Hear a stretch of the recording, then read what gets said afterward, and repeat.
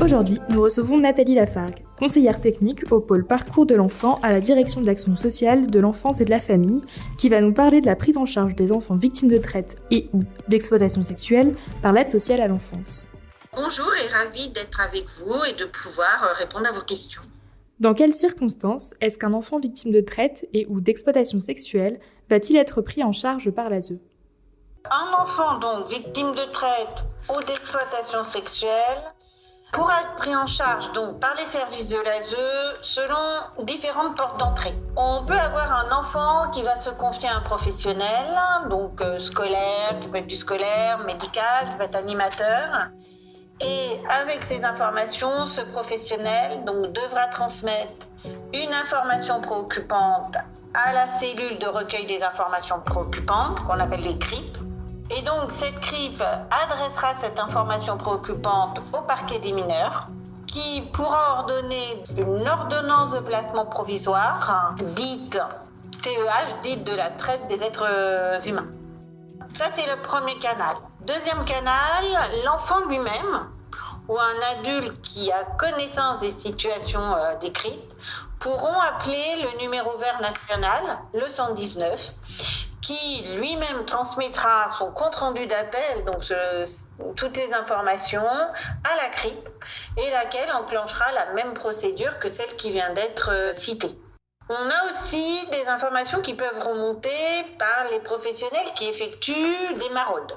Dans tous ces cadres de figure, on interrogera les positionnements des détenteurs de l'autorité parentale, savoir est-ce que les parents font partie du réseau, est-ce qu'ils sont protecteurs, etc. ou pas.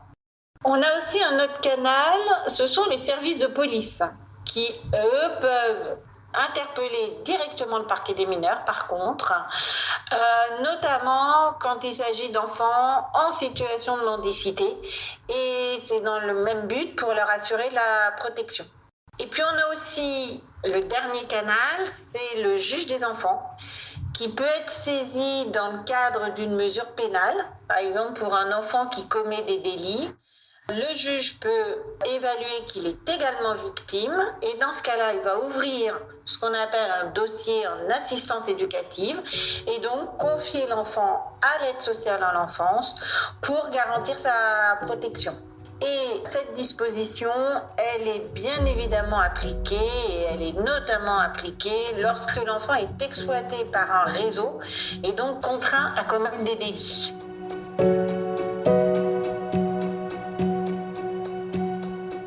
Quelles sont les différences de prise en charge entre un enfant victime français et un enfant victime étranger ? Comment l'ASE s'y adapte-t-elle ? Donc, il n'y a a priori aucune différence en termes de prise en charge, que l'enfant soit français ou non, qu'il soit domicilié, en l'occurrence pour nous, à Paris, ou bien qu'il soit mineur non accompagné. On aura les mêmes mesures de protection qui vont s'appliquer, c'est-à-dire que l'enfant, quelle que soit sa nationalité, pourra bénéficier de l'intervention d'un avocat ou d'un administrateur ad hoc. Idem, si une situation fait état de réseau avec des ramifications à l'étranger, le parquet des mineurs ou le juge des enfants, eux, pourront, bien évidemment dans le respect des règles juridiques, interpeller leurs confrères étrangers, le cas échéant. Mais bien évidemment, ces aides, elles vont être adaptées si on est dans une situation d'un enfant qui ne maîtrise pas le français. Bien évidemment, on va prendre en compte le fait qu'il ne maîtrise pas. On pourra faire venir des interprètes, on pourra faire venir des médiateurs peut-être culturels, etc. pour aider à comprendre, pour aider à accompagner cet enfant. Mais c'est vrai que les aides, en tout cas proposées par l'aide sociale à l'enfance, sont exactement les mêmes pour des enfants de nationalité française ou d'autres nationalités. Quelles solutions sont apportées par l'ASE pour s'adapter aux enfants victimes de traite et d'exploitation sexuelle ?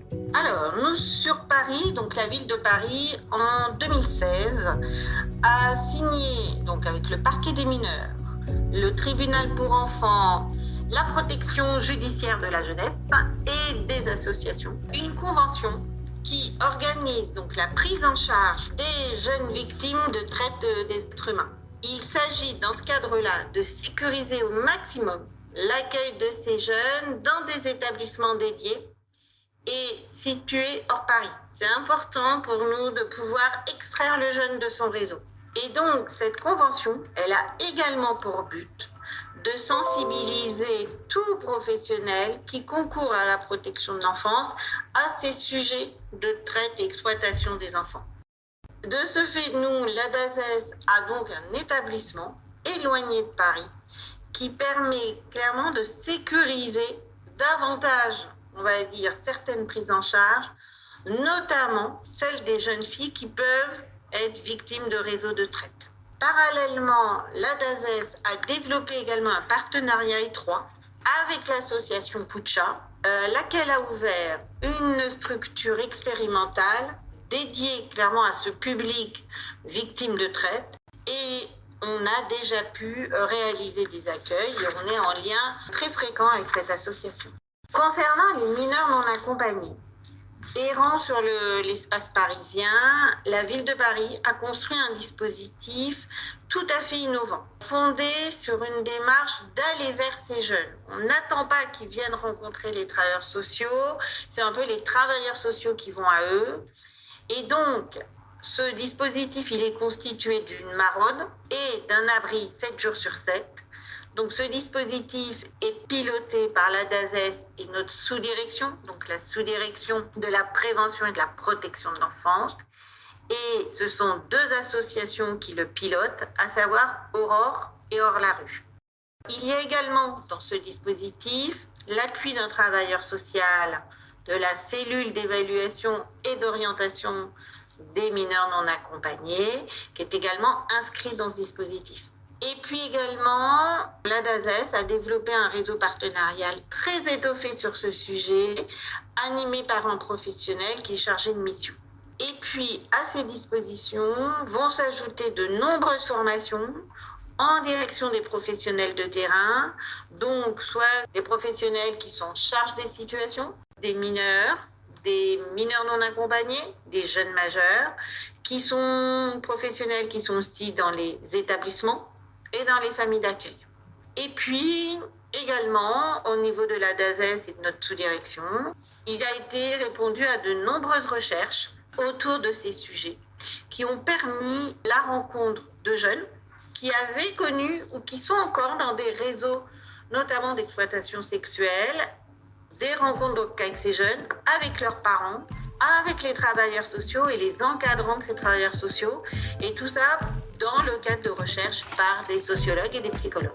Merci beaucoup pour toutes ces réponses à nos questions et au revoir. Merci à vous et au revoir.